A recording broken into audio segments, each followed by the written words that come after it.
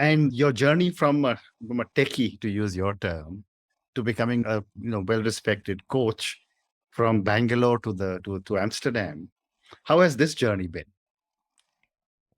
So again, an interesting. It's a long period of 10 to 12 years. But one thing which happened is I lost my mother in Bangalore in 2012, and that shook me in a way that I didn't realize till much later. And then I had another passion of photography, and somehow photography.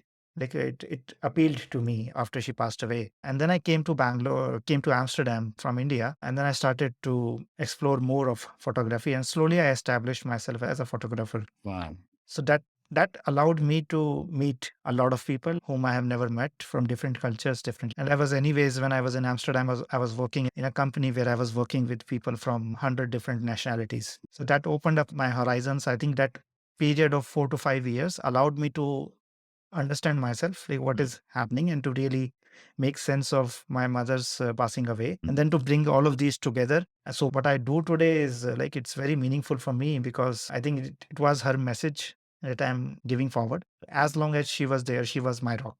Amazing. Right? And then that's what I try to do. I try to be a rock for the people that I work with. Thank you. That's an amazing story. Thank you for sharing it. But a quick question. The photograph that you have behind you, is that one of yours? Yes, it is one of mine. Wonderful. Yeah. How beautiful it is. Amazing. Amazing.